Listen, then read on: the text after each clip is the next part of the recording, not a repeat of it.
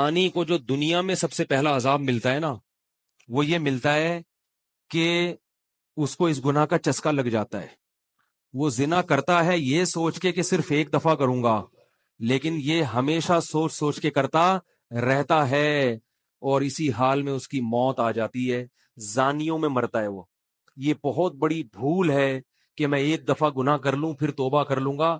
اور یہ شیطان اس لیے کرواتا ہے، یار دیکھیں تو صحیح اس گناہ میں لذت کیسی ہے، ذائقہ کیسا ہے. ایسی اللہ کی طرف سے اس پر پھٹکار برستی ہے نا زانی پر، وہ تڑپتا ہے کہ مجھ سے چھوٹ جائے. کسی کسی کو اللہ توفیق دے دیتے ہیں، لیکن عام طور پر کیا ہوتا ہے، گیا بس.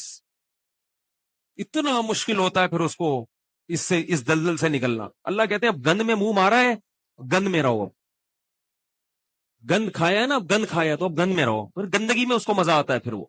اس لیے اللہ کا واسطہ جن لوگوں سے زنا نہیں ہوا، اللہ کا واسطہ کبھی بھی اس گناہ کے قریب مت پھٹکو. اللہ نے یہ نہیں کہا کہ زنا مت کرو، اللہ نے کہا ولا تقربوا الزنا، زنا کے قریب مت جاؤ. قریب کیسے قریب جاتا ہے انسان؟ آپ کے گھر میں کوئی رشتہ دار جوان لڑکی آ گئی ہے یونیورسٹی کی، کالج کی، آپ گھر سے باہر نکل جاؤ. بعض دفعہ ایسا ہوتا ہے، لوگ مجھے بتاتے ہیں کہ کوئی میری رشتہ دار خاتون آئی، جوان تھی، کزن تھی، گھر میں میں تھا، وہ اکیلی تھی، وہ آ گئی تو میری بڑی عجیب کنڈیشن ہو گئی، میں بہت پریشان ہو گیا، بہت مشکل سے بچا. میں ان سے کہتا ہوں آپ گھر سے نکلے کیوں نہیں؟ یہ تو آپ قریب تو چلے گئے نا. جب ایک جوان لڑکی آپ کے گھر میں آئی ہے، آپ کو اس وقت گھر میں نہیں ہونا چاہیے، نکل جاؤ وہاں سے. ایسے دور بھاگو زنا سے، اتنا دور بھاگو. انبیاء ایسے ہی کرتے تھے، تبھی تو بچتے تھے وہ. جتنے بزرگان دین گزرے ہیں وہ یہ نہیں کہ زنا نہیں کیا، وہ ہمیشہ زنا سے دور بھاگے. ہمارے استاذ نے ایک واقعہ سنایا تھا ہمیں، کتابوں میں یہ واقعہ لکھا ہے کہ ایک طالب علم تھا، پرانے وقتوں کی بات ہے، رات کو مسجد میں چراغ لے کے مطالعہ کر رہا تھا. پہلے زمانے میں لائٹ وائٹ تو نہیں ہوتی تھی، گاڑیوں کے سفر نہیں تھے، اونٹوں کے سفر تھے، تو مسافر لوگ بعض دفعہ آ کے مسجدوں میں ٹھہرتے تھے. تو اس نے دیکھا کہ ایک جوان لڑکی ہے، پردے میں ہے لیکن خوبصورت جوان لڑکی، وہ آئی اور اس سے کہنے لگی کہ میں راستہ بھٹک گئی ہوں، مجھے ایک رات مسجد میں گزارنے دے دو. باقی یعنی صحیح تھی، وہ اسی طرح ہوا تو کہیں بھٹک گئی تھی. شہر میں بھی بعض دفعہ لوگ بھول جاتے تھے نا کہ راستہ بھٹک جاتے تھے. اب یہ پریشان تھا کہ میں اس کو رات کو اگر پناہ دیتا ہوں تو مجھے شیطان ورغلائے گا، اور اس لڑکی کو اگر میں پناہ نہیں دیتا تو یہ کہاں جائے گی رات کو، کوئی اور اس کی عزت سے کھیلے گا. تو اس نے بہرحال اس کو ٹھکانہ دے دیا، اس کو کہا کہ آپ ادھر اس طرف جا کے سو جائیں. نتیجہ کیا نکلا ہے کہ وہ لڑکی اس کو دیکھ رہی تھی یہ کرتا کیا ہے، اس کو بھی اپنی عزت کا ڈر تھا نا کہ کہیں یہ دست درازی نہ کرے. تو یہ نوجوان جس چراغ میں مطالعہ کر رہا تھا، مطالعہ کرتے کرتے اس کی آگ میں اپنی انگلی لے کے جاتا اور اس کو جلاتا. جیسے ہی وہ جلنے لگتی تو اس انگلی کو واپس کھینچ لے، ایک دم تپش آگ لگتی نا، واپس کھینچتا. پھر تھوڑی دیر بعد یہ انگلی اس میں لے کے جاتا، پھر واپس کھینچ. پوری رات یہ کرتا رہا ہے اور اپنی انگلی کو جلاتا رہا ہے. صبح جیسے ہی ہوئی ہے، اس نے فوراً، صبح صادق ہوئی نا فجر کی اذان کا وقت، اس نے فوراً اس لڑکی سے کہا یہاں سے چلی جاؤ، فوراً یہاں سے فوراً چلی جاؤ.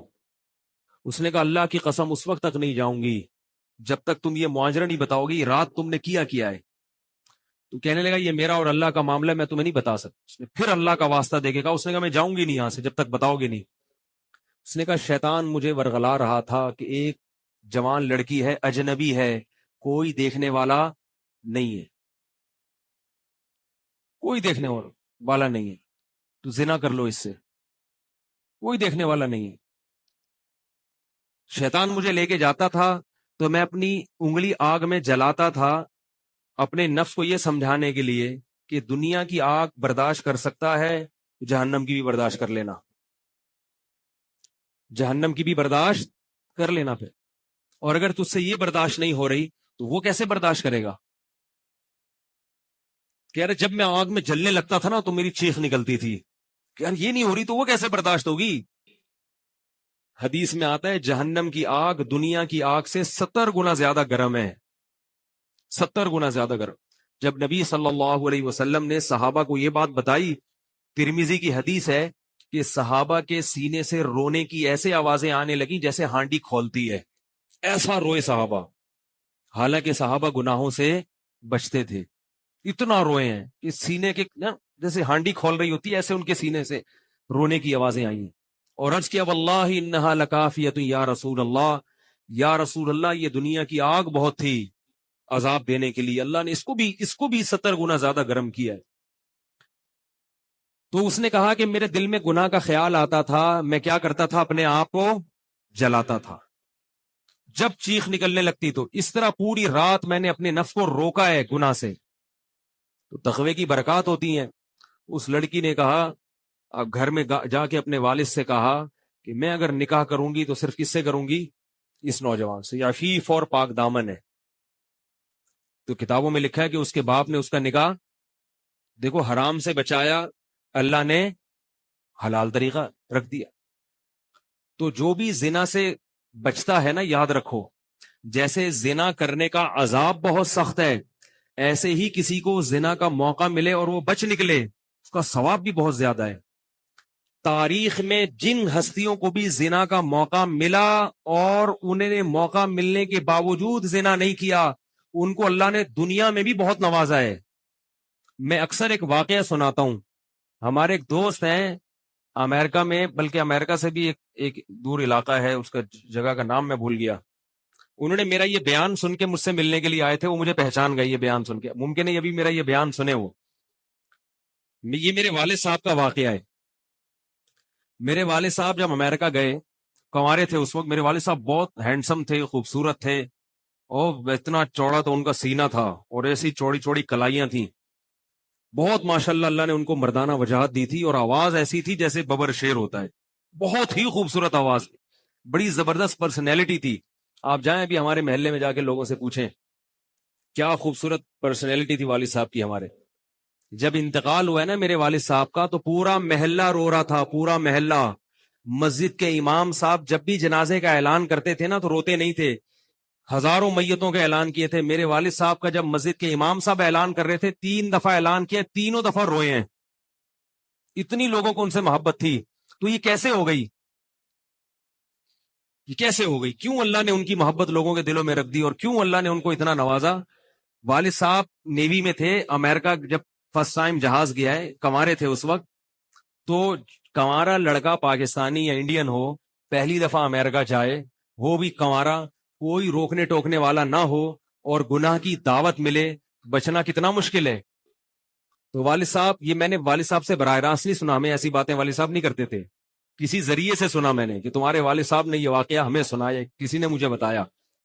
کہتے ہیں کہ جب وہ گئے تو ایک خوبصورت انگریز لڑکی آئی اور ان کو گناہ کی دعوت دی۔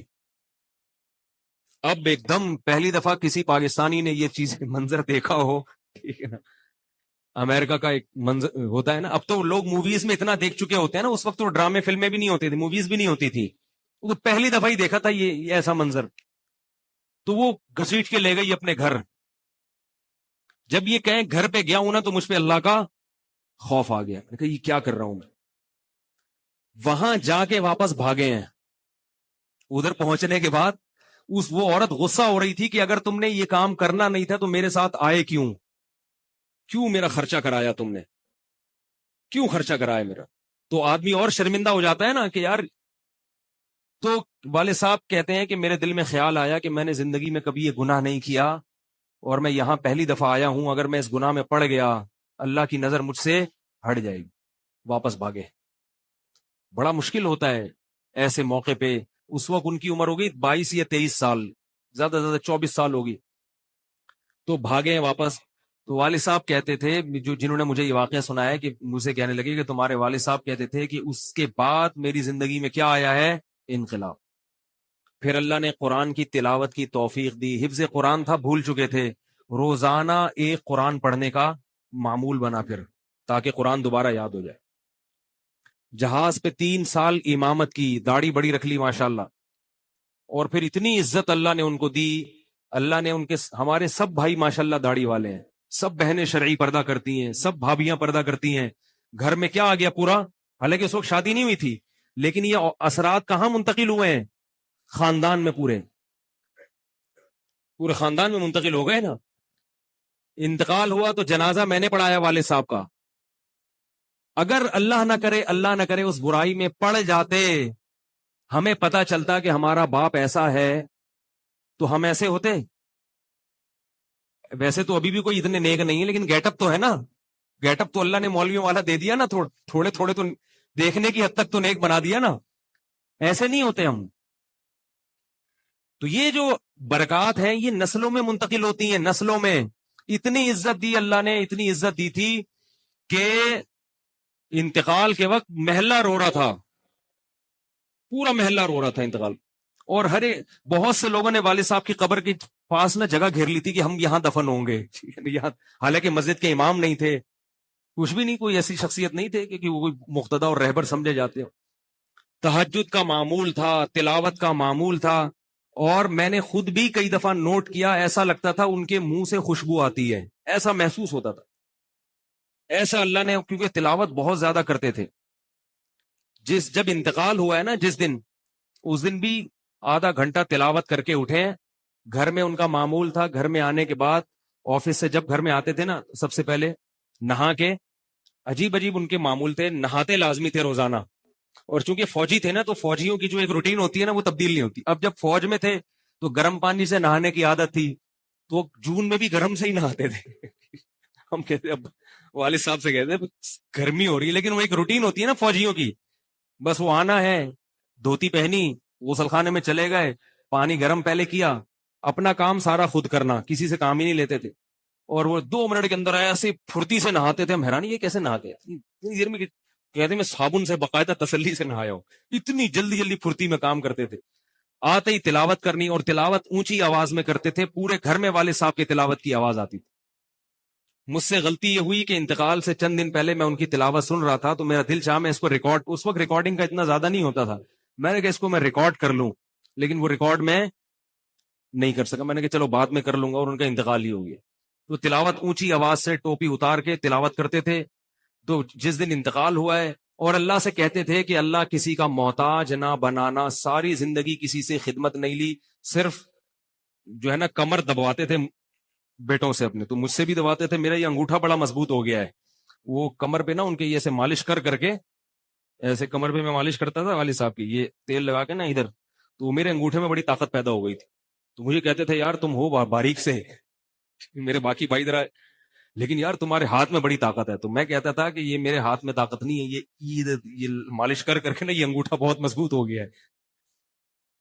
تو کیا تھا, تلاوت کی انتقال سے پہلے, اور بار بار دعا کیا کرتے تھے کہ اللہ بستر پہ لیٹوں نہیں. زندگی میں ہم نے کبھی نہیں دیکھا والے صاحب بستر پہ لیٹے ہوں, یعنی بیمار ہو کے لیٹے ہوں. اپنا سارا کام پھرتیلے پن سے ایسا کوئی بالکل. تو وہی ہوا, موت کے وقت بھی ایسا ہی ہوا. آئے ہیں, تلاوت کی ہے, پھر اس کے بعد گئے عشاء کی نماز پڑھنے. صف میں بیٹھے ہوئے تھے کہ گر گئے, صف سے اٹھا کے ان کو ہاسپٹل لے کر گئے. نماز کی اقامت ہو رہی ہے, اور وہیں اٹیک ہوا, اور وہی ان کا قبر کا سفر. کتنی اچھی موت دی اللہ تعالیٰ نے, کہ ایک دن کیا ہوا, بارش میں بھیگتے بھیگتے آئے ہیں گھر میں, اور فوراً نماز کے لیے گئے. تو والدہ نے کہا کہ بھائی ابھی بارش ہو رہی ہے. انہوں نے کہا اللہ بولے گا آفس سے یہاں تک پہنچ گئے, اور اب یہاں سے مسجد تک نہیں جا رہے, اللہ کو بھی منہ دکھانا ہے. ایسے نماز کے پابند. سعودی عرب میں جب عمان میں ان کی جاب تھی, کئی گھنٹے کا گرمیوں کا روزہ ہوتا تھا, لوگ چھوڑ دیتے تھے. والد صاحب کہتے تھے مر جاؤں گا, رمضان کا روزہ نہیں چھوڑوں گا, کچھ بھی ہو جائے, رمضان کا روزہ کیسے چھوڑ. تراویح کبھی نہیں چھوٹتی تھی, رمضان کا روزہ کبھی نہیں چھوٹتا تھا. میں یہ نہیں کہہ رہا کہ کوئی برائی تھی نہیں ان میں, ایسی کسی کی تعریف کرنا غلط ہے, مگر اللہ نے مجموعی لحاظ سے ان میں بڑی صفات رکھی تھیں. یہ صفات کیسے پیدا ہوئیں؟ اللہ نے ایک برائی سے بچنے کی توفیق دے دی. تو میں نے یہ تو اسی میں ان کی موت واقع ہوئی ہے. اور رات کو 12 بجے انتقال ہوا. ان کے سارے کام ایسے ہوتے تھے, موٹے موٹے کام, اور چپکے شو بازی کا بالکل بھی شوق نہیں تھا ان کو. حج, ہمارے محلے سے جب کوئی حج کرنے جاتا تھا نا, 6 مہینے پہلے اعلان ہوتا تھا فلاں صاحب حج پہ جا رہے ہیں. لوگ پہلے سے آ کے نا ان سے دم کروانا. اب تو لوگ بہت حج پہ جاتے ہیں, اس وقت یہ 25 سال پرانی بات کر رہا ہوں میں, اس وقت حاجی کی بڑی ویلی ہوتی تھی. حج پہ جو جانے والا ہوتا تھا نا, لوگ اس سے پہلے سے ماشاءاللہ حج پہ جا رہے ہیں. ہمارے امام صاحب پوری رننگ کمنٹری شروع کرتے تھے اسپیکر پہ, اب وہ حج پہ جانے والے ہیں, اب ان کا نام آ گیا ہے. جنازے کی بھی رننگ کمنٹری ہوتی ہے ہمارے محلے میں, اللہ امام صاحب کی مغفرت فرمائے، انتقال ہو گیا ان کا بھی. اس کو لوگ کہتے تھے یہ رننگ کمنٹری شروع کر دیتے ہیں. جنازے کی چارپائی اٹھ چکی ہے، تمام حضرات سے گزارش ہے کہ جنازہ گاہ میں پہنچ جائیں. اب جنازہ گھر سے نکل چکا ہے، میت کو غسل دیا جا چکا ہے، عیدی سینٹر سے لاش گھر میں آ چکی ہے. پوری نا کمنٹری ہوتی تھی. تو وہ جنازے کی بھی کمنٹری، اور اگر کوئی بیمار ہوتا تھا محلے کا تو اس کی بھی کمنٹری. آغا خان میں داخل ہیں، ان کے پتے میں ڈاکٹر نے پتھری بتائی ہے. غفار بھائی کے تمام حضرات سے گزارش، دعا کی گزارش ہے کہ اللہ ان کو شفائے کامل عاجل عطا فرمائے. پورا محلہ دعا کر رہا تھا اللہ غفار بھائی کے پتے کی پتھری نکال دے. ٹھیک ہے. وہ چونکہ سیاسی تھے، جمعیت کے تھے، تو وہ پوری نا سیاست سے لے کے چلتے تھے ہر چیز. تو والد صاحب اب جب حج پہ جاتا تھا کوئی تو اس کی پھر وہ جب حاجی صاحب آتے تھے ان کا بڑا استقبال. ہمارے والد صاحب کو یہ چیزیں پسند نہیں تھی. والد صاحب حج کر کے گئے پتہ ہی نہیں چلا، اور واپس کسی کو بولٹن مارکیٹ میں ملے. اس نے کہا ہم نے تو سنا تھا آپ حج کرنے گئے ہوئے. والد صاحب نے کہا میں بھی ابھی آیا ہوں. میں نے کہا چلو بولٹن مارکیٹ سے ذرا ٹچ کرتا ہوا گھر چلو. ایک تھیلا تھا ان کے پاس، اسی تھیلے میں حج بھی ہو رہا ہے. پوری دنیا دیکھی تھی والد صاحب نے، پوری دنیا کا سفر کیا. بتاتے تھے کہ چین اور آسٹریلیا یہ 2 ملک ایسے ہیں جہاں میں نہیں گیا، باقی دنیا کا کوئی ملک ایسا نہیں ہے جس میں گیا نہ ہوں. لیکن اتنی سادگی کہ آپ کہیں گے کہ شاید یہ کبھی انڈا موڑ بھی نہیں آئے ہوں گے. کوئی شوبازی نہیں، ایسے چپکے سے گئے ہیں اور حج کر کے چپکے سے واپس. شہرت پسند نہیں تھی، بالکل پسند نہیں تھی شہرت. تو کوئی بھی کام ہے بس آرام سے چپکے سے کر لیا. ختم قرآن کے موقع پر ہمارے امام صاحب نا سب کو بلاتے تھے. ہاں بھائی اب تو والد صاحب کو پسند نہیں ہوتا تھا کہ نام لیا جائے میرا. تو یہ چیز لوگ ان کی پسند کرتے تھے. تو ان کی موت بھی ایسے ہی ہوئی ہے چپکے سے. رات 12 بجے انتقال ہوا. میں مدرسے میں تھا، ہم لوگ پہنچے، ہم تو حیران ہو گئی یہ کیسے ہو گیا بھائی ایک دم. تو ان کو غسل دیا، اور فجر کی نماز کے بعد جنازہ تیار تھا. فجر میں نمازی کم ہوتے ہیں. اعلان ہوا فجر کے بعد. جب پبلک ہمارے گھر آنا شروع ہوئی ہے تو جنازہ پڑھ کے ہم ان کو دفنا چکے تھے.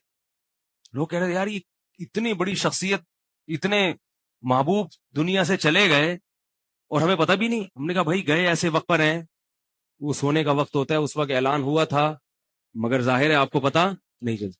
تو ایسے ہی چپکے سے خاموشی سے چلے گئے. تو لوگ یہی کہہ رہے تھے یار یہ نہ انہوں نے دنیا میں کبھی خدمت لی ہے، ٹھیک ہے نا، جنازے میں بھی کسی کو پریشان نہیں کیا. ایسے 2 صفیں ہوئی تھی جنازے کی، بس چلے گئے. تو کیسا اللہ نے چلتے پھرتے نماز کی حالت میں ان کو اٹھایا ہے.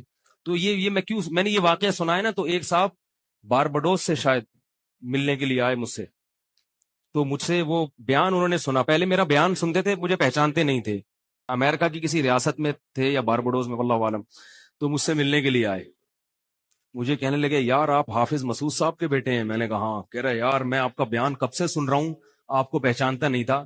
آپ نے ایک دن ممبر پہ واقعہ سنایا، تو یہ واقعہ تو آپ کے والد صاحب کا واقعہ ہے، اور یہ میرے والد صاحب آپ کے والد کا واقعہ مجھے سنا کے امریکہ بھیجا تھا انہوں نے کہ بیٹا حافظ مسعود صاحب کی طرح زندگی گزارنا، امریکہ جا رہے ہو جیسے وہ بچے تھے تم بھی بچنا.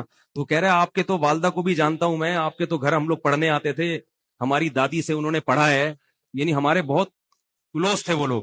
وہ امریکہ چلے گئے، حوادث سے زمانہ ان کو امریکہ لے گئے، ٹھیک ہے نا. تو کہنے لگے کہ جب میں نے یہ آپ کے روزانہ بیان سنتا تھا، یہ واقعہ سنا، تو پھر میں حیران ہوا کہ یار آپ تو بہت، پھر میرے بھائی بھی ان کو جانتے ہیں.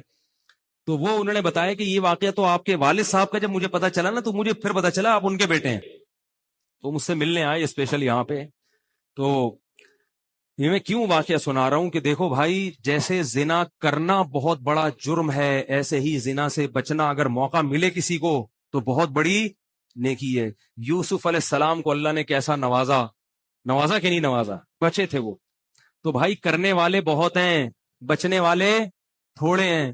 تو کرنے والوں میں اگر اپنا شمار کرو گے تو جہاں بہت سارے لوگ ہیں مزے کی زندگی گزاری، تھوڑے دنوں کے لطف اور مزے ہیں، اس کے بعد دنیا کا سکون بھی گیا اور آخرت میں جہنم کی آگ.